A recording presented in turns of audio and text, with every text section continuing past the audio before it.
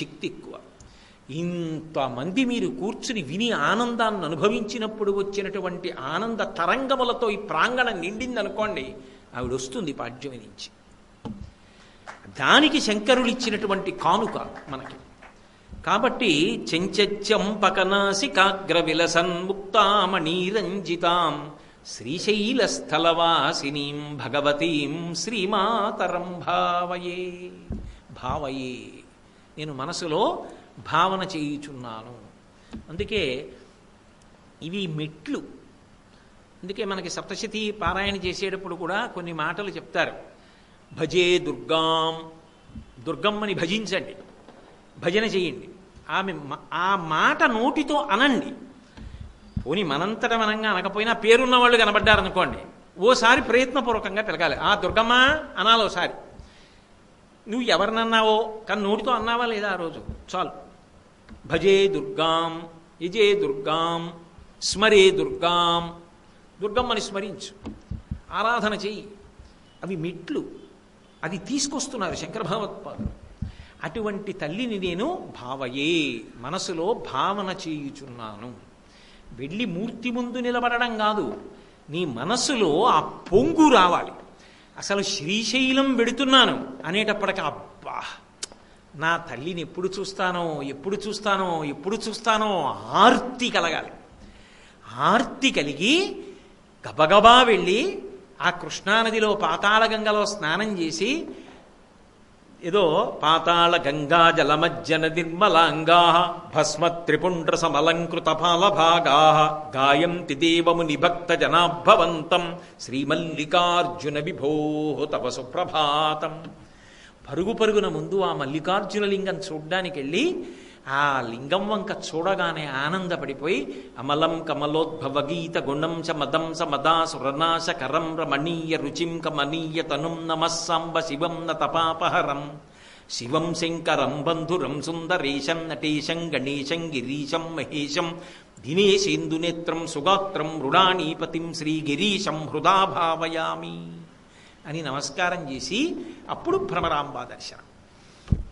ఆ తల్లి దగ్గరికి వెడుతూ భ్రమరాంబాష్టకం తలుచుకుని పరవశించి వెళ్ళి నిలబడితే లోపల ఉన్న పొంగు పట్టక ఆనందధారగా బాష్పధార పడుతూ చూస్తే అది జన్మ సాఫల్యం. దానికి ఆర్తి కల్పిస్తున్నారు శంకర భగవత్పాదులు. అటువంటి తల్లి సుమా అక్కడ ఉన్నది, వెళ్ళవద్దు నువ్వు అని. కాబట్టి కస్తూరీ తిలకంచితేందు విలసత్ప్రోద్భాసి పాలస్థలీం, మరో అద్భుతమైన విషయాన్ని ప్రతిపాదన చేస్తున్నారు ఇప్పుడు. అసలు అమ్మవారి దగ్గర ఉన్నటువంటి గుణాలలో చిత్ర విచిత్రమైనటువంటి ఆమె యొక్క అంగాంగ వర్ణనయే గొప్పది. అసలు ఆమె రూప దర్శనమే గొప్పది. ఎందుచేత అంటే లోకంలో కాంతి కలిగినటువంటివి చాలా ఉంటాయి. వెన్నెలకి కాంతి ఉంటుంది. వెన్నెల ఎక్కడి నుంచి వస్తుంది? చంద్రుడి నుంచి వస్తుంది. చంద్రుడి నుంచి వచ్చినటువంటి వెన్నెల పడినప్పుడు, ఏదో పౌర్ణమి రోజు అనుకోండి, అది కూడా శరత్కాల పౌర్ణిమ, ఈ ఋతువులో వచ్చేటటువంటి ఆశ్వీజ మాసంలో వచ్చే పౌర్ణిమ, కార్తీక మాసంలో వచ్చేటటువంటి పౌర్ణిమ. ఆ పౌర్ణమి నాడు మీరు ఏదైనా ఎత్తైన ప్రదేశంలో నిలబడి ఓ సరోవరం వంక చూస్తున్నారనుకోండి, పోని అలా చూస్తున్నప్పుడు అపురూపమైన పక్షి హంస వచ్చి వాలింది. ఎక్కడ వాలుతుంది? ఓ గొప్ప తటాకం దగ్గర వాలింది. ఇప్పుడు ఆ చంద్రకాంతులలో ప్రకాశిస్తూ మీకు చక్కగా హంస కనపడింది. అబ్బా హంస హంస చూడవే, హంస చూడు అని ఆ తెల్లటి హంసని చూసి ఆనందపడిపోతున్నారు. ఆ పక్కనే అరవిరిసినటువంటి కలువలు కనపడ్డాయి, వాటిని చూసి మురిసిపోతున్నారు. ఇవి మీకు మనసుకి ఉల్లాసాన్ని కల్పించగలవేమో, కానీ అసలు విరుద్ధమైన రీతిలో కాంతులొచ్చి ఆత్మోద్ధరణం చెయ్యగలిగిన కాంతి మాత్రం ఆవిడి నుంచే వస్తుంది. లేకపోతే ప్రపంచంలో ఎక్కడైనా గోళ్లలో కాంతులు ఉంటాయండి? నకదీదితి సంచన్నన మజ్జన తమోగుణ. ఆమె కాలికి ఉన్నటువంటి వేళ్ల గోళ్ల నుంచి వచ్చినటువంటి కాంతులు తమోగుణాన్ని కప్పేస్తాయి. బయట చంద్రకాంతిలో హంసలు కనబడతాయి. ఆమె యొక్క కాలివేళ్ల గోళ్లలోంచి వచ్చినటువంటి కాంతులను ఎవరు ఉపాసన చేస్తారంటే పరమహంసల ఉపాసన చేస్తారు. అంటే ఆ కాంతి ఎంత గొప్పది. అటువంటి కాంతి పరమమంగళప్రదం. అందున అమ్మవారి యొక్క అంగప్రత్యంగములలో మనసులో కేవలం భావన చేసినంత మాత్రం చేత అనుగ్రహాన్ని వర్షించేటటువంటి మంగళప్రదమైన శక్తిని కలిగినటువంటివి కొన్ని ఉంటాయి. అమ్మవారి యొక్క పాలభాగం, ఆ నుదురు అష్టమీ చంద్ర విభ్రాజ దళిక స్థల శోభిత అని వ్యాసుడు లలితాసహస్రంలో అష్టమి నాటి చంద్రుడు ఎలా ఉంటాడో అలా ఉంటుంది ఆ నుదురు. అంత గొప్ప కాంతితో ఉంటుంది. అంత గొప్ప కాంతితో ఉన్నటువంటి ఆ నుదురు వంక చూడడం ఒక గొప్ప సంతోషం. ఆ నుదురు మెత్తగా ఉంటుంది. మెత్తగా ఉన్నటువంటి ఆ నుదిటి మధ్యలో ఆవిడ కస్తూరి తిలకంచి తేందు విలసత్ప్రోద్భాసి పాలస్థలీం, ఆ దాని మధ్యలో మళ్ళీ ముఖచంద్ర కళంకాభం మృగనాభి విశేషక, ఆవిడ కస్తూరి తిలకం పెట్టుకుంది. అంటే రేపొద్దున మీకు పూజలో కస్తూరి ఇచ్చారనుకోండి, కస్తూరి పెట్టండి అంటే ఇలా పెట్టేయమని కాదుగా, ఆమె యొక్క ముఖమండలాన్ని చంద్రబింబంలా కాంతులీనేటటువంటి ముఖం, అందున పాలభాగం నుంచి వచ్చేటటువంటి కాంతులు, మెత్తటి నుదురు, ఆ మధ్యలో గుండ్రగా ఉన్నటువంటి మృగనాభి. మృగనాభి అంటే కస్తూరి మృగం నుంచి స్రవిస్తుంది ఆ కస్తూరి. అందుకే కళంక కస్తూరి రజనికర బింబంజలమయం అని సౌందర్యలహరిలో శంకర భగవత్పాదులు ఆ కస్తూరిని ఆవిడ బొట్టుగా పెట్టుకుందిట. కాబట్టి కస్తూరి తిలకాంచి తేందు విలసత్ప్రోద్భాసి పాలస్థలీం, ఆ బొట్టు ఆమె ఐదవతనానికి చిహ్నం. ఆమె నుదురు పరమమంగళప్రదం. ఆ పైన ఉన్న కిరీటం ఆమె రాజరాజేశ్వరి తత్వానికి నిదర్శనం. అలా ముందుకి కొద్దిగా పడినటువంటి ఆమె ముంగురుల దర్శనం అజ్ఞానాన్ని తొలగించడానికి కారణం. ధునోతుధ్వాంతం నస్తులితదలితేందీవరవనం ఘనస్నిగ్ధశ్లక్షణం చికుర నికురంబం తపసివే ఇదీయం సౌరభ్యం సహజముపలబ్ధం సుమనసో వసంతస్మిన్ మన్యే వలమధన వాటీ విటపినాం అంటారు శంకరులు సౌందర్యలహరిలో.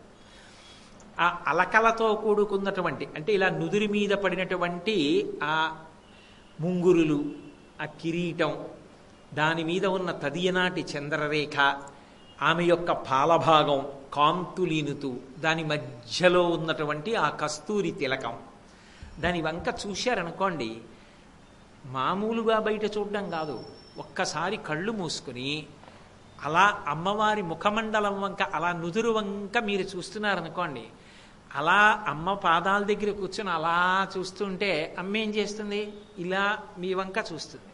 అప్పుడు బాగా మీకు నుదురు కనపడుతుంది. ఆవిడ ఇలా ఉందనుకోండి, నేను కాళ్ళ దగ్గర కూర్చున్నాను అనుకోండి, ఇలా ఎత్తి చూస్తే అంత బాగా కనపడదు. ఏమిటో వీడి ప్రేమ అని ఇలా ఆవిడ చూస్తోందనుకోండి, నేను ఇలా ఆవిడ వంక చూస్తున్నాను అనుకోండి, ఆవిడ నుదురు, ఆ కుంకం, ఆ కస్తూరి బొట్టు ఎంత అందంగా కనపడతాయి. అంటే ఇక్కడికి వచ్చేటప్పటికీ మీ దర్శనమే కాదు, మీ పట్ల వాత్సల్యము చేత ఆమె కదలిక కూడా అంతర్లీనము.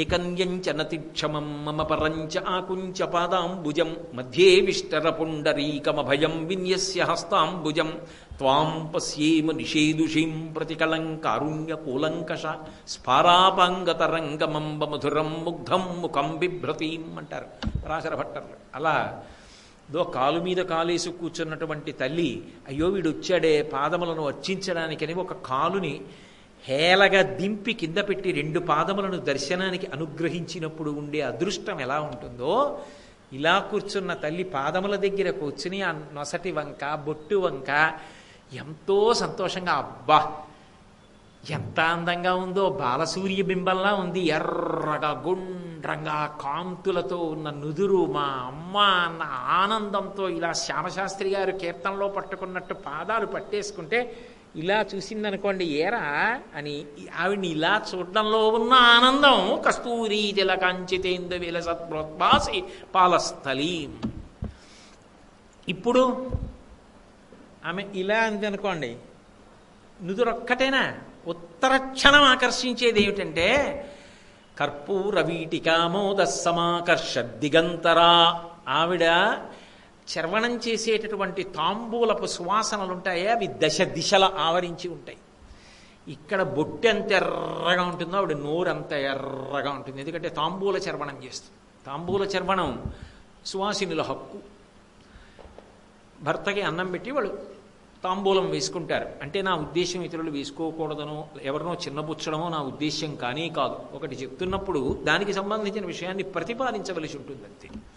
కాబట్టి ఆ కర్పూర ద్రవ్యమిశ్ర చూర్ణ ఖదిరా మోదోల్ల సద్వీటికాం, ఆ తల్లి కర్పూర ద్రవ మిశ్ర చూర్ణ, పచ్చకర్పూరంతో అనేక రకములైనటువంటి సుగంధ ద్రవ్యముల యొక్క చూర్ణముతోటి కూడుకున్నటువంటి ఆ తమ్మి గింజలంటారే అవి ఖదిరా మోదోల్ల సద్వీటికాం, ఆమోద ఆ సువాసనల చేత అందరూ అబ్బా ఎంత మంచి వాసనం అని ఆ తాంబూలపు వాసనకు అలా చూస్తారట.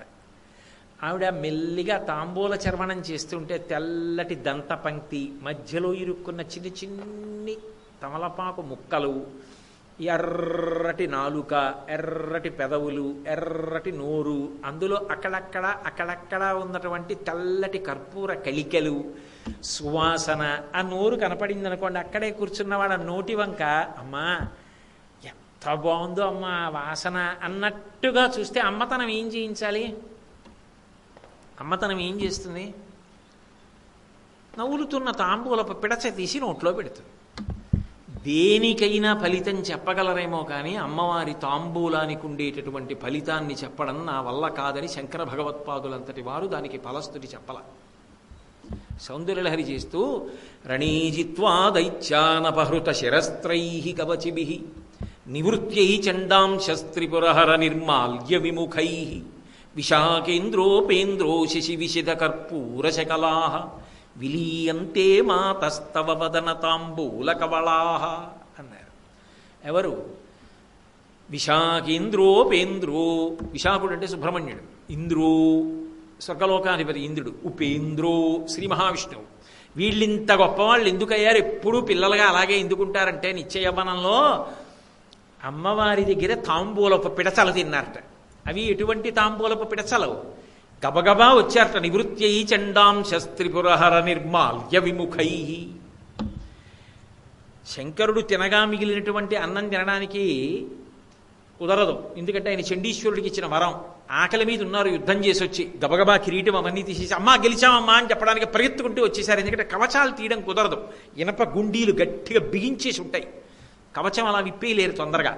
అందుకని కవచం తీయకపోయినా ఏదో బాగా ఎక్కువ శ్రేణిలో మార్కులు సంపాదించుకుని క్లాస్ ఫస్ట్ వచ్చినటువంటి పిల్లవాడు అమ్మా నాకు క్లాస్ ఫస్ట్ వచ్చిందని చెప్పడానికి పరిగెత్తుకొచ్చినప్పుడు బూట్లు విప్పేస్తాడు, బ్యాగు అలా పడేస్తాడు.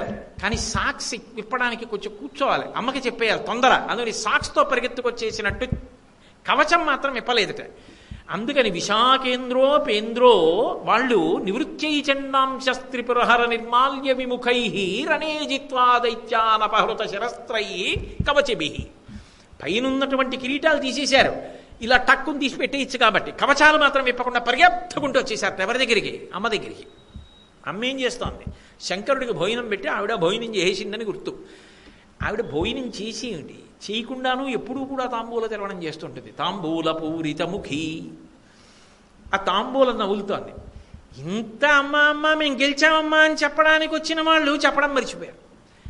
అబ్బా ఎంత మంచి వాసనో అమ్మా నీ దగ్గర అని వచ్చేసి చుట్టూ కూర్చుని ఇలా చూస్తున్నారు. అమ్మ ఇలా చూసి అక్కడేం మాటలు లేవు. ఇంకా ఆ శ్లోకం అందం, అది ఆ నాటకీయత తీసుకొచ్చారు శంకర భగవత్పాదులు. అక్కడ వరకే ఒక నాటకం ఎలా ఉంటుందో అలా తీసుకొచ్చారు.